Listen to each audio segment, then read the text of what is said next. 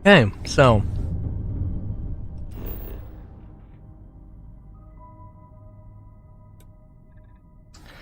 something in the water, nothing in the water. Good, good, good. Helium-3 is the standard fuel for grav drives.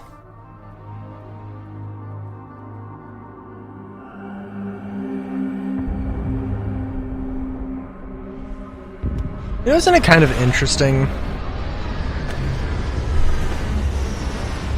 Oh, there are birds, which is not a bad thing, but also, it's been a while.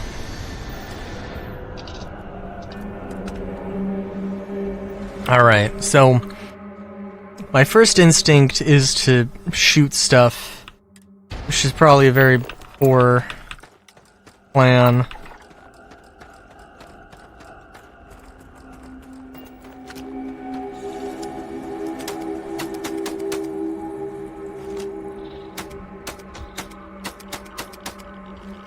Good.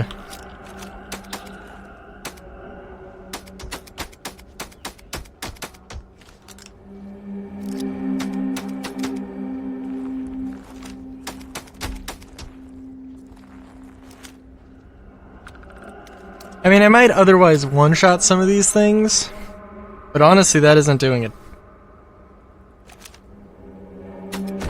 Oh my god. How? I can't see. What the fuck?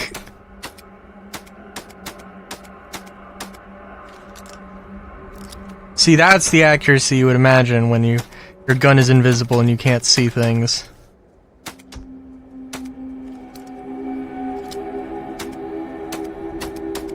I'm waiting for this thing to swoop down and see the animation. But, oh well.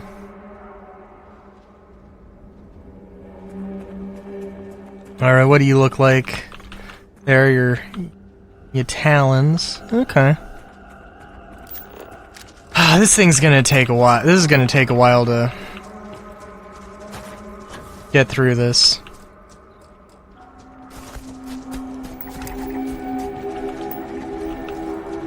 I still think it is kind of funny when, I don't know.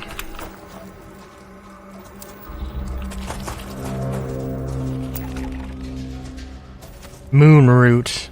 Very nice. What's the thing Spice. Spice. I still don't know what spice actually... What resource gives spice. Be really funny if the raptor gave spice and it's just like, oh, okay, cool.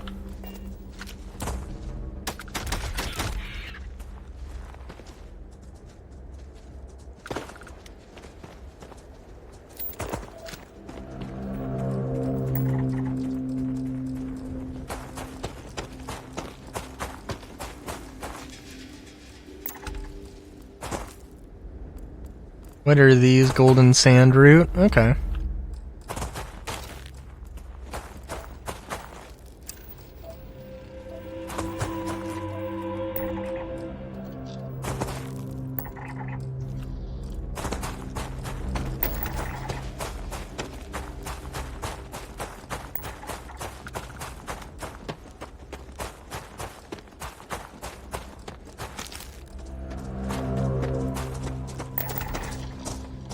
Oh! Calm down there, bud.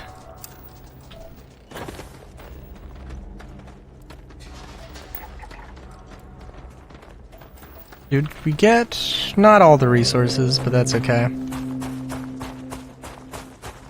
Oh, and not all of the... Got the geophages. They're gonna... Oh, right! Alright, I don't know. Guns. There's... Life is life. Firearms have always been an interest to me. Not that I'm looking at procuring any anytime soon, really. But, I do, from time to time, just to see what's what, look at Rock Island Auction House in particular. Not sponsored. I don't know, probably would... I don't know, I probably would never be sponsored by them.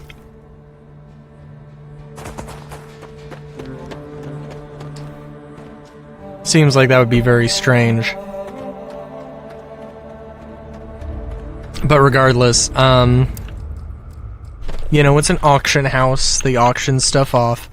And they have a few things, which is honestly kind of really funny that, like, they have a premier auction, and they have I think there's a few different names for it, but there's basically like a lower level thing where it's, sports and hunting, or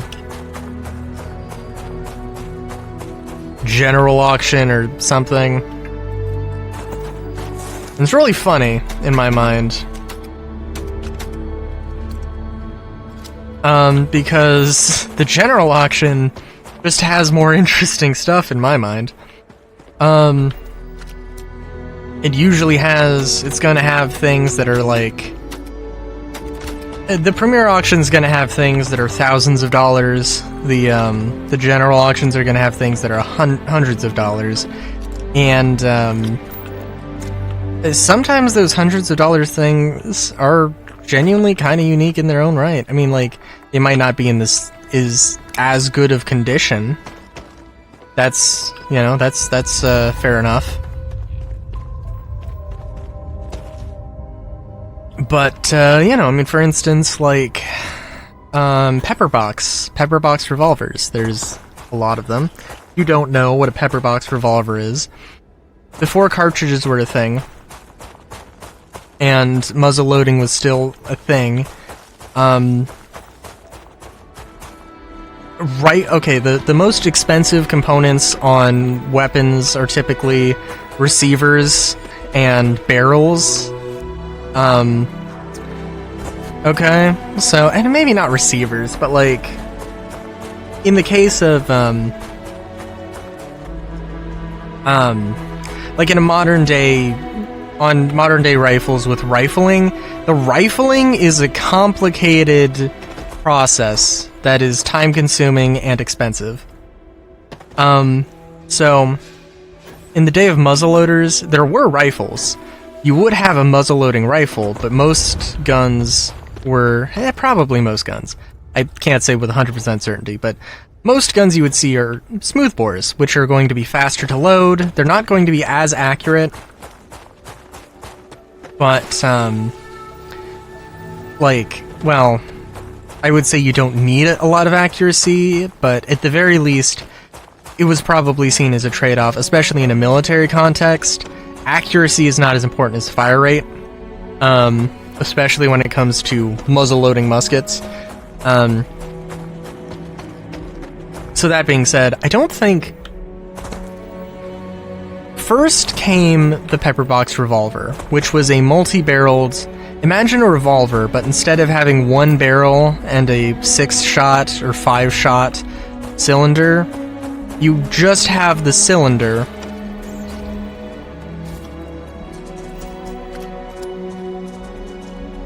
You just have the cylinder, and each chamber has its own barrel, and it's just this giant, cluster.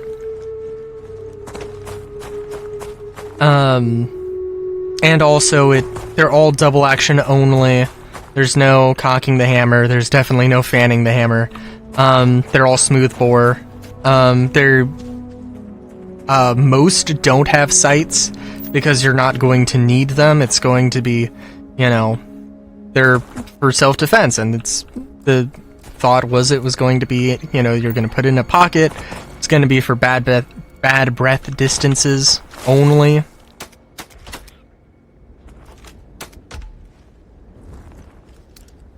That kind of a thing.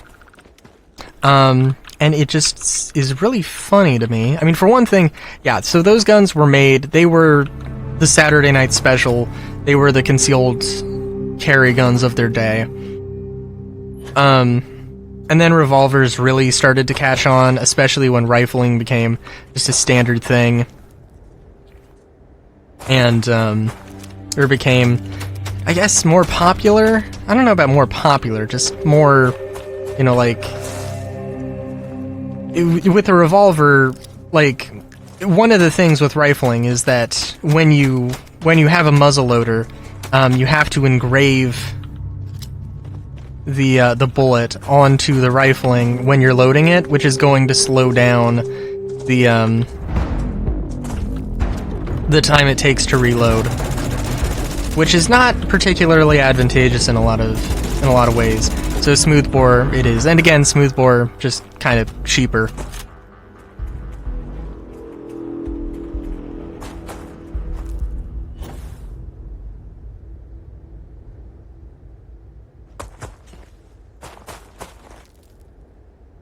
And I don't know where I'm running to.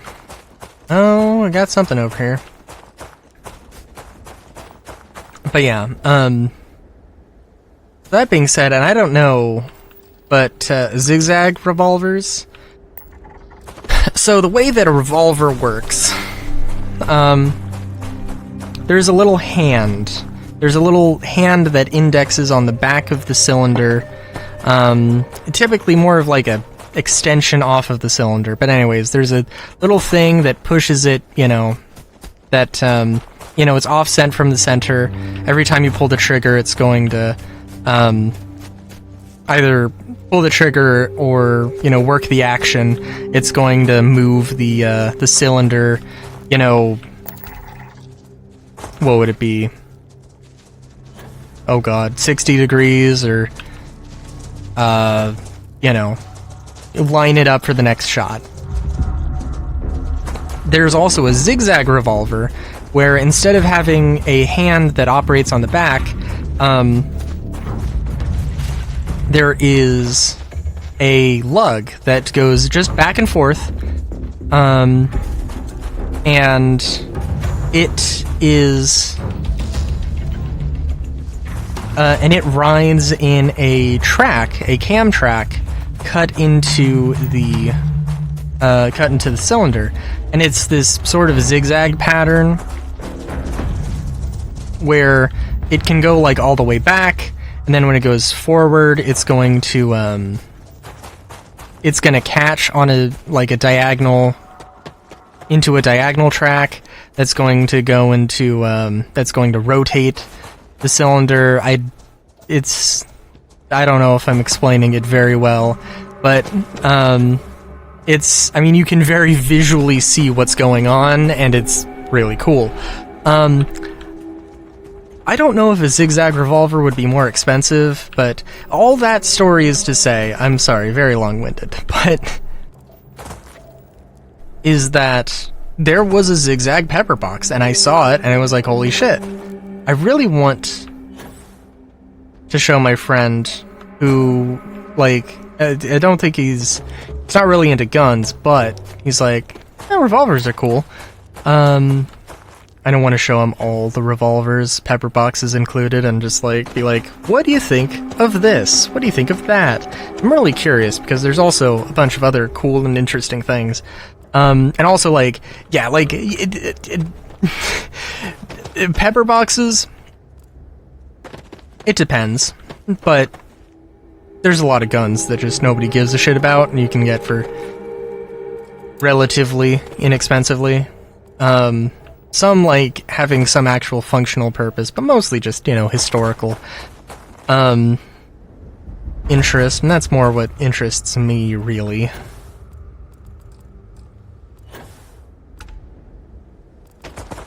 And maybe, okay, yes and no, because there's also... Well, yes and no. I mean, there's the Remington Model 8 and the the Browning Auto 5, which I think Remington Model 11, maybe, is the same thing. The Remington Model 8 is a semi-auto rifle. I think the Model 11 is a semi-auto shotgun. And if you've played Red Dead 2, we're done here. If you've played Red Dead Redemption 2, or Red Dead 1, the semi-auto shotgun is the Browning Auto 5. And that was the first commercially available semi-automatic shotgun, and I think that's really cool, and I saw a bunch of them going for, or a bunch of Browning Auto 5s going for, not, or they, and like, okay, it's an auction house, right? So it's, I don't have, I didn't see what the final price was. And yeah, it could have been like somebody was waiting to snipe them and bought them for $1,000 as opposed to like 250 or something. But I definitely saw at least one that was going, that the bid was 250, and I was like, oh my god. That is a good deal. But yeah, there's definitely some things there, right?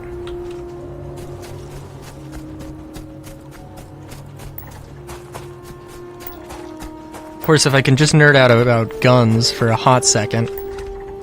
Problem with the Model 8 is that they made them in 4 calibers.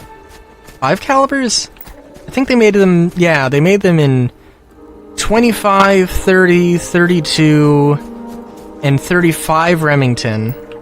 And they also, at some point, there was also the Remington Model 81 Woodmaster, I think, maybe? I don't know. But there was the Model 8 and there was the Model 81, which was a more modernized version that came out in the 50s, I think.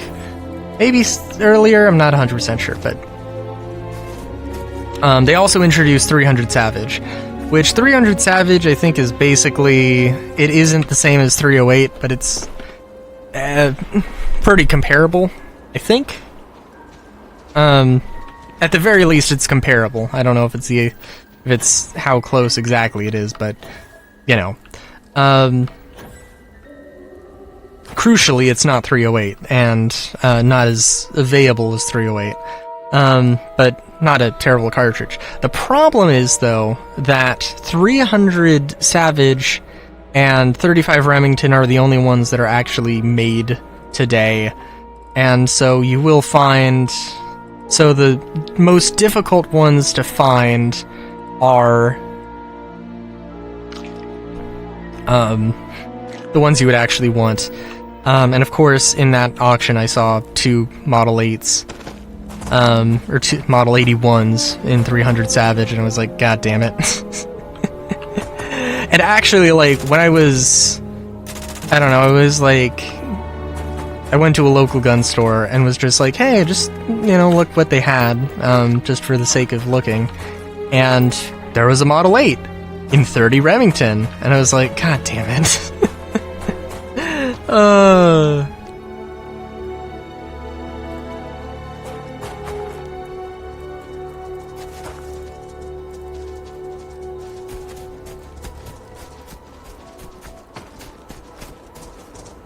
But yeah.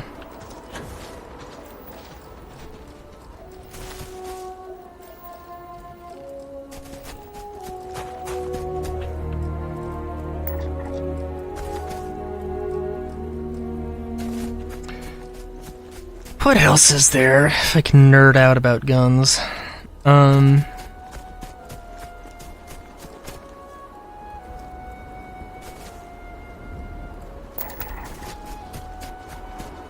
Trying to think. Is there anything else particularly interesting? There's another thought that's crossed my mind now.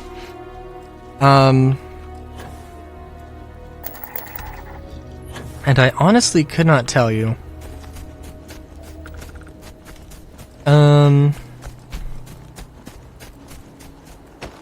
There's a lot of things that do show up and a lot of things that don't show up, and it's like,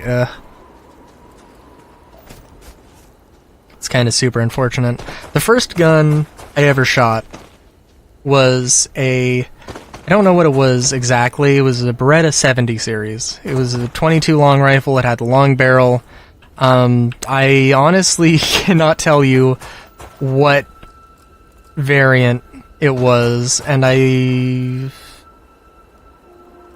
because there's like a 70, there's a 71, there's a 72, there's a 75. Definitely wasn't a 75. I think it was a 72. There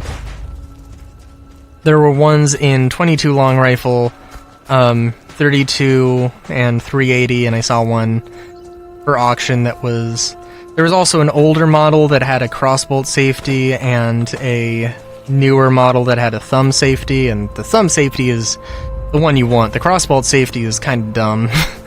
And I accidentally actuated it. I accidentally actuated it without realizing it while shooting it at one point. And I was like, oh, yeah, that's kind of dumb. Because it's like right where your thumb rests. Or it was like right where my, like the base of my thumb was, the knuckle of my thumb was. I was like, yeah, no, if I grip this, not really the wrong way, but if I, but yeah, if I try and just grip it tight, then I'm liable to just accidentally turn the safety on.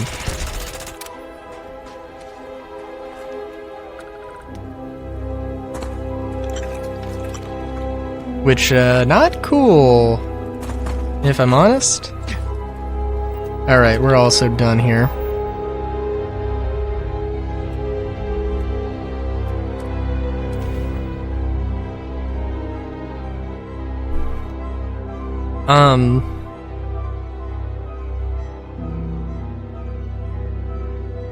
What else was there?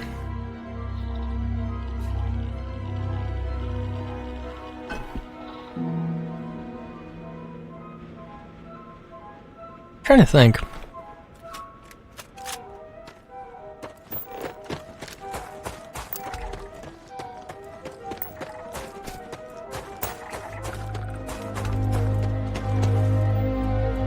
Yeah, I don't know. I don't know. There is also like some Savage 99s, which are decent lever action hunting rifles.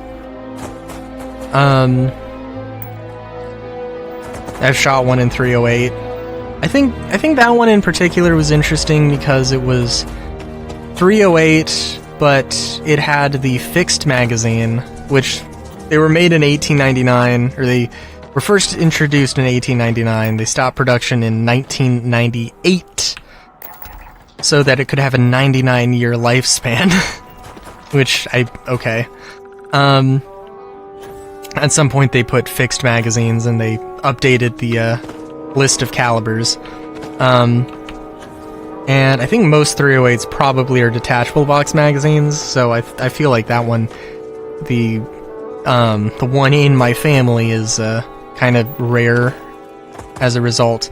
It also has a scope mount, totally aftermarket. Kind of nice, but anyway, yeah. Also, speaking of nerding out about guns and maybe a less positive light, I don't know why.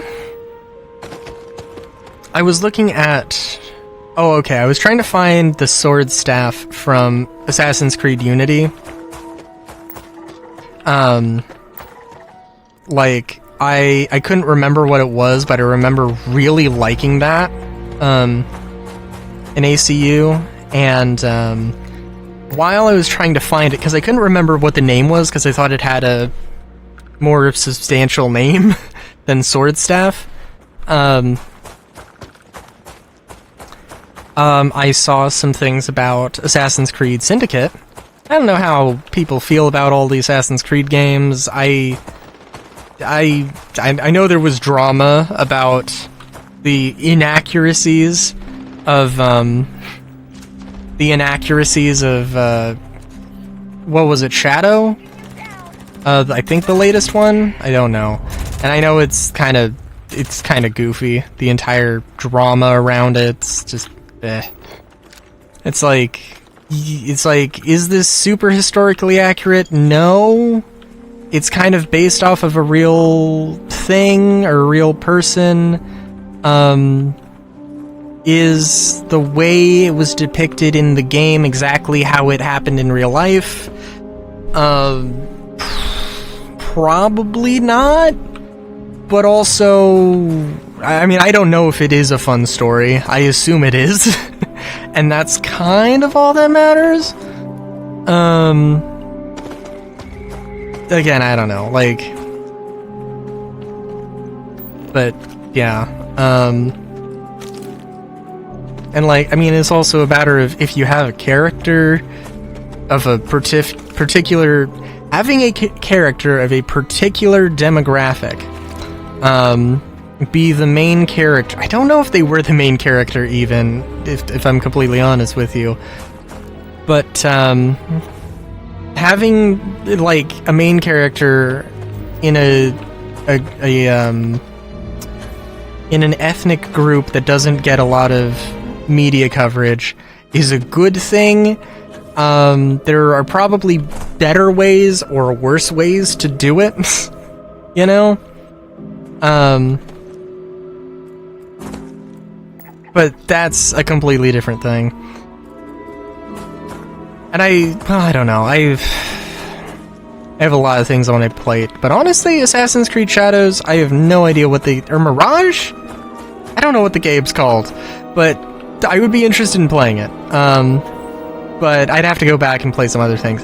Assassin's Creed Syndicate takes place in 1868, and they just decided, hey, let's have some semi-auto pistols, but let's not put like, these are completely historically anachronistic, and it's kind of goofy. I think it's goofy because you do have some interesting options that you could potentially use in the year 1868. Like, the Mars pistol is, like, I don't know if that even was in that century. It might have been, like, the like, there was never a commercial Sir Gabbett Fairfax Mars pistol. And,